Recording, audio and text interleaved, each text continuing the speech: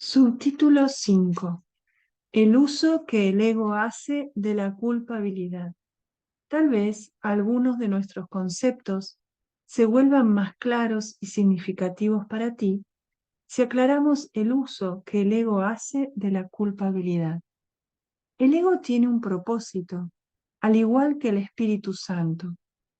El propósito del ego es infundir miedo, porque solo los que tienen miedo pueden ser egoístas.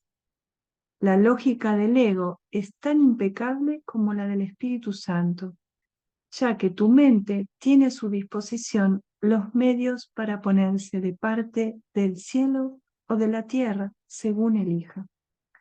Pero una vez más, recuerda que ambos se encuentran en ti.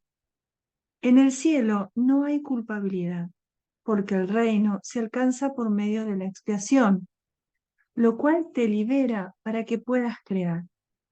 La palabra crear es apropiada en este contexto porque una vez que el Espíritu Santo deshace lo que tú has hecho, se restaura el residuo bendito y por consiguiente, éste continúa creando. Lo que es verdaderamente bendito es incapaz de producir culpabilidad y solo puede producir dicha. Esto hace que sea invulnerable al ego, porque su paz es inexpugnable. Lo verdaderamente bendito no es susceptible de ser alterado debido a la plenitud de la que goza. La culpabilidad siempre altera. Todo lo que genera miedo produce disensión porque obedece las leyes de la división.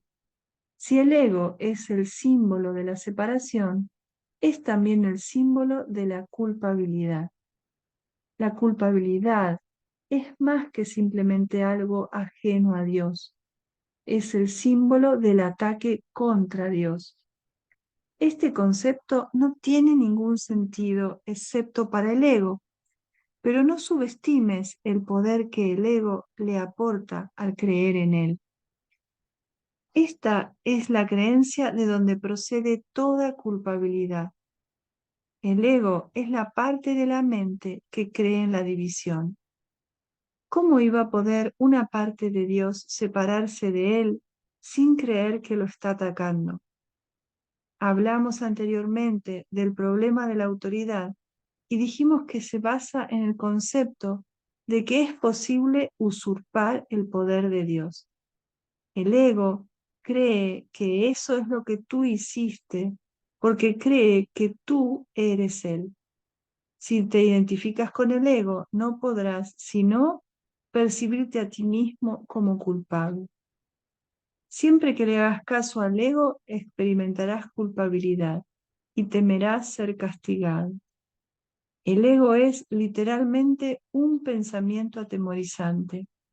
Por muy ridícula que sea para una mente sana la idea de atacar a Dios, nunca olvides que el ego es demente. Representa un sistema de conceptos ilusorios y habla en su nombre. Hacerle caso a la voz del ego significa que crees que es posible atacar a Dios y que has arrancado una parte de él y te has apoderado de ella. De ahí procede el miedo a las represalias externas, ya que el sentimiento de culpabilidad es tan intenso que tiene que ser proyectado. Todo lo que aceptas en tu mente se vuelve real para ti. Es tu aceptación lo que le confiere realidad.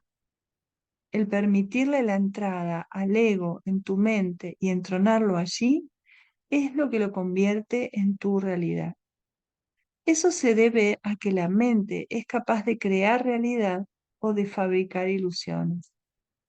Dije anteriormente que tienes que aprender a pensar con Dios.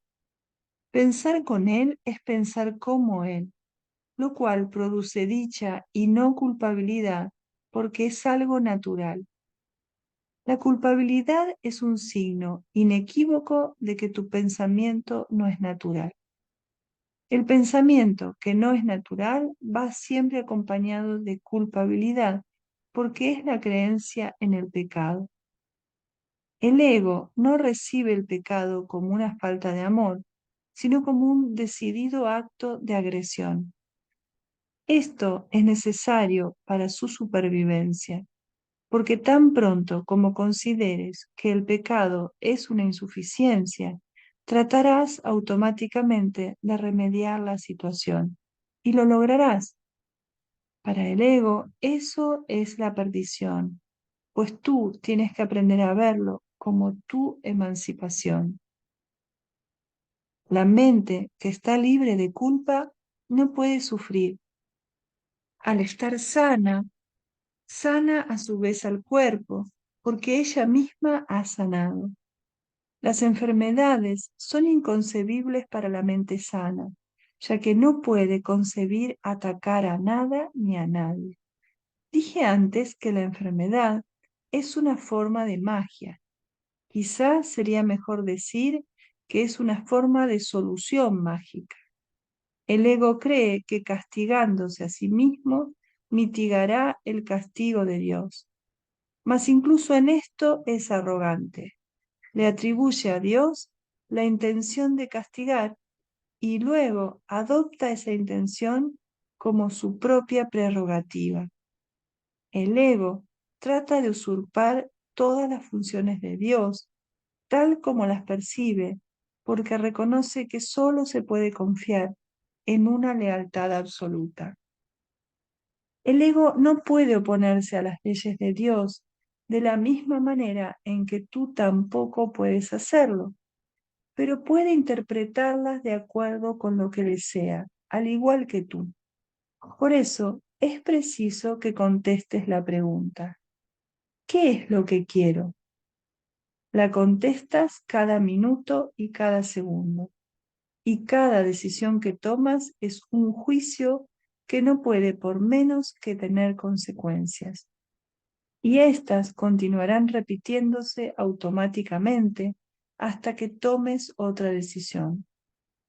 Recuerda, no obstante, que las alternativas en sí son inalterables. El Espíritu Santo, al igual que el ego, es una elección que uno hace. Ambos sustituyen las únicas alternativas que la mente puede aceptar y obedecer. El Espíritu Santo y el ego son las únicas opciones que tienes. Dios creó una de ellas y por lo tanto no puedes deshacerla. La otra la inventaste tú y por lo tanto sí puedes. Solo lo que Dios crea es irreversible e inmutable. Lo que tú has fabricado siempre se puede cambiar, porque cuando no piensas como Dios, en realidad no estás pensando en absoluto.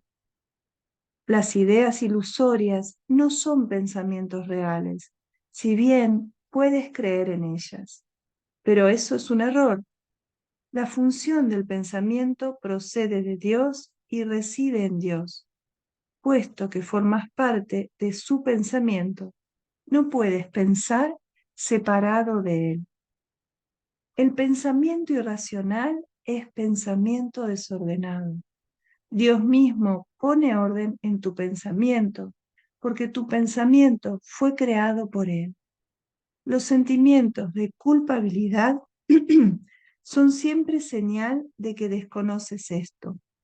Muestran asimismo que crees que puedes pensar separado de Dios y que deseas hacerlo. Todo pensamiento desordenado va acompañado de culpabilidad desde su concepción y mantiene su continuidad gracias a ella. La culpabilidad es ineludible para aquellos que creen que son ellos los que ordenan sus propios pensamientos y que por lo tanto tienen que obedecer sus dictados. Eso les hace sentirse responsables de sus errores sin darse cuenta de que al aceptar esta responsabilidad están reaccionando de manera irresponsable. Si la única responsabilidad del obrador de milagros es aceptar la expiación para sí mismo, y te aseguro yo que así es, la responsabilidad por lo que debe ser expiado no puede entonces recaer sobre ti. Este dilema no puede ser resuelto excepto aceptando la solución del deshacimiento. Tú serías responsable de los efectos de tu manera equivocada de pensar si ésta no se pudiera deshacer. El propósito de la expiación es conservar del pasado únicamente aquello que ha sido purificado. Si aceptas el remedio para el pensamiento desordenado, remedio cuya eficacia es indudable, ¿cómo iban a seguir estando presentes sus síntomas?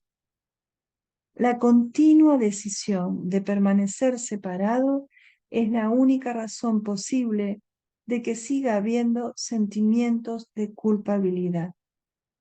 Hemos dicho esto antes, pero no subrayamos los resultados destructivos de tal decisión. Cualquier decisión de la mente afecta tanto al comportamiento como a la experiencia. Lo que tú deseas, esperas que tenga lugar. Esto no es algo ilusorio.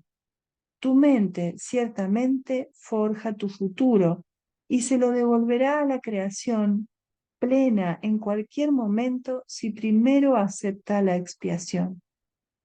Retornará a sí mismo a la creación plena en el instante en que haya hecho eso. Al haber renunciado a su pensamiento desordenado, la correcta ordenación del pensamiento se hace evidente.